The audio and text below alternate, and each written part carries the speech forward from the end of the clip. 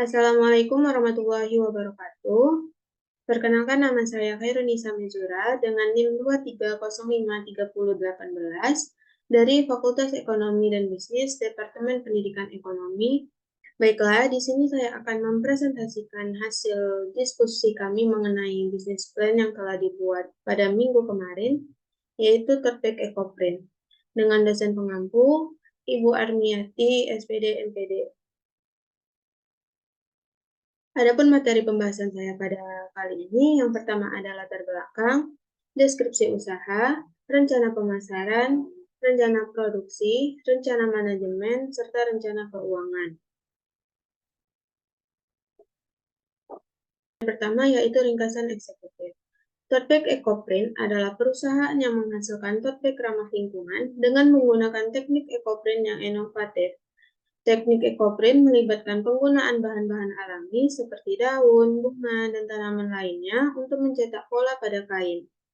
Hal ini memberikan sentuhan alami dan estetika yang menarik pada setiap tote bag yang diproduksi. Keunggulan tote bag ecoprint terletak pada keberlanjutan dan keunikan desain.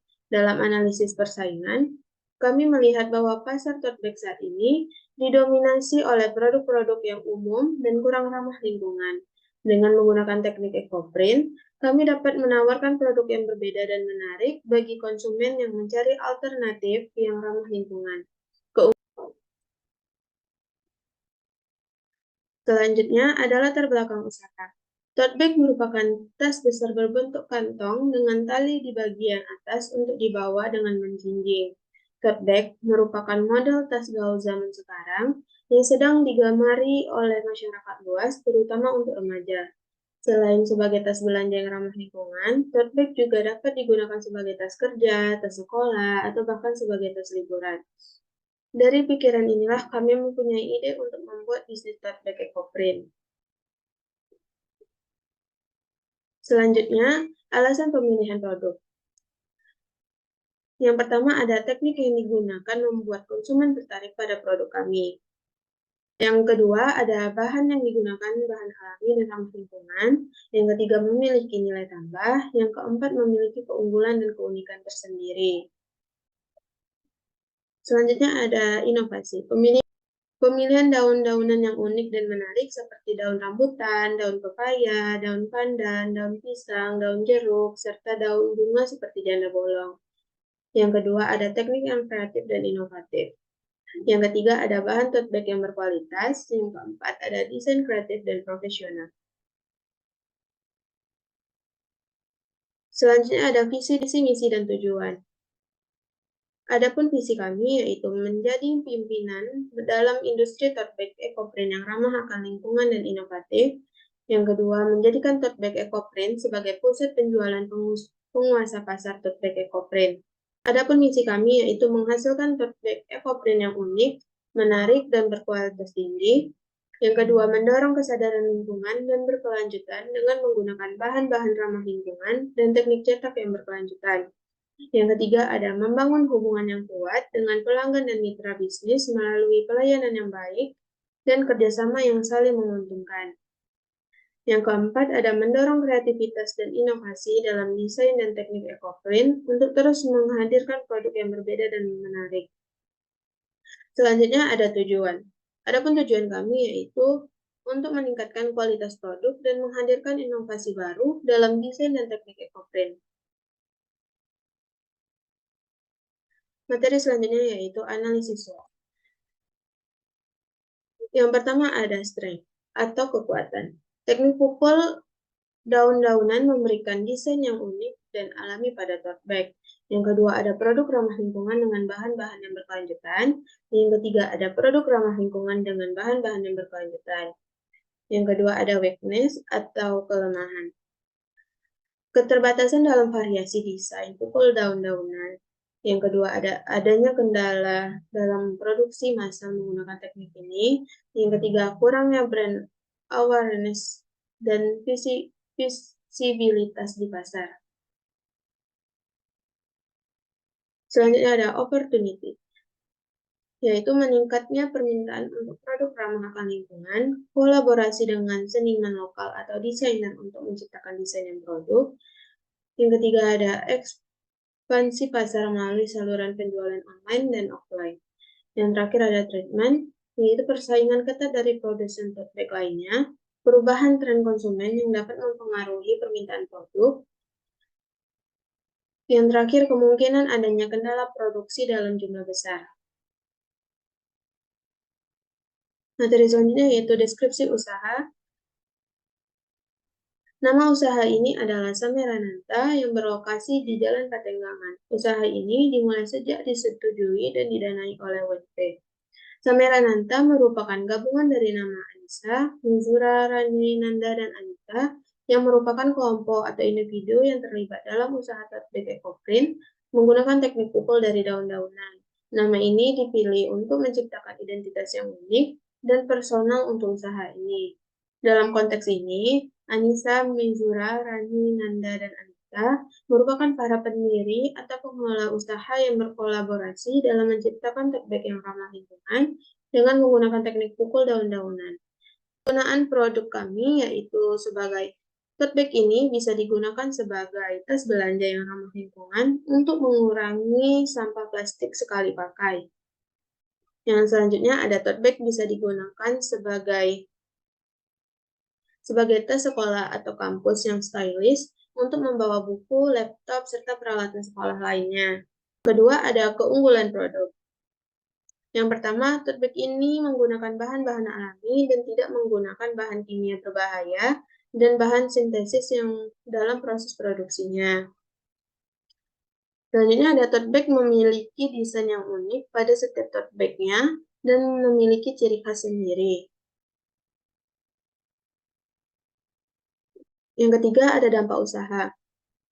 Yang pertama ada dampak lingkungan, dampak ekonomi, dampak sosial, dampak budaya, serta dampak lingkungan alam. Yang keempat ada resiko bisnis, yaitu riset kebutuhan pembeli, perhatikan pendapatan konsumen, analisis target, dan buat strategi pemasaran.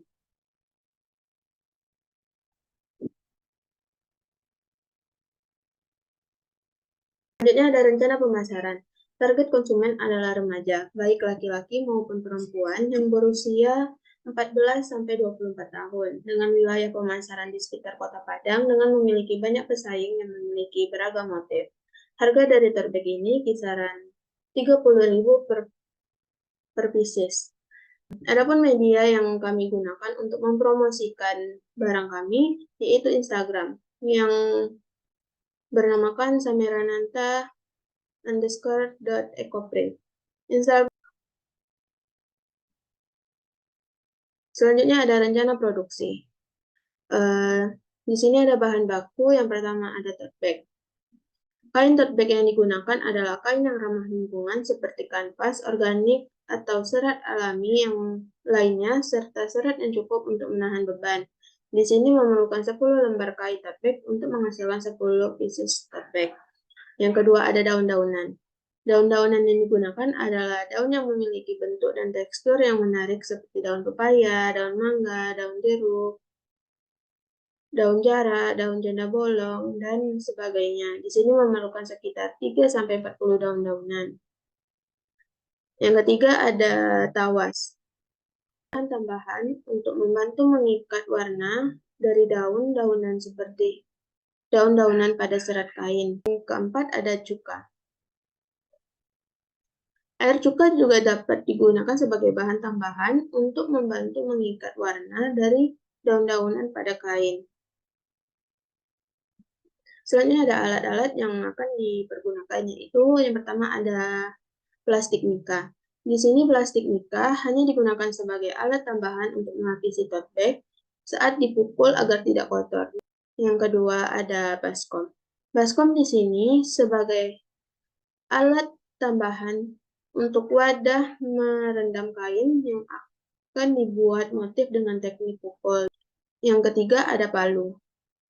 Selanjutnya ada palu. Di sini palu digunakan untuk memukul daun-daunan di atas kain kanvas.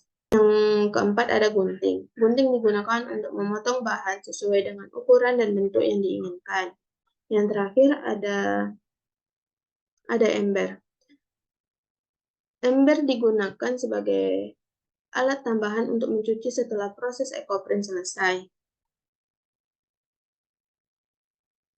Masuk ke dalam proses produksi, yaitu tahap pertama, yaitu mempersiapkan bahan terutama mencari daun-daun segar atau ranting untuk digunakan pada pembuatan tote bag ekoprint. Yang kedua, melakukan rendaman kain kanvas yang akan dicetak dengan teknik pounding atau teknik pukul. Yang ketiga, setelah melakukan perendaman, kain kanvas dikeringkan.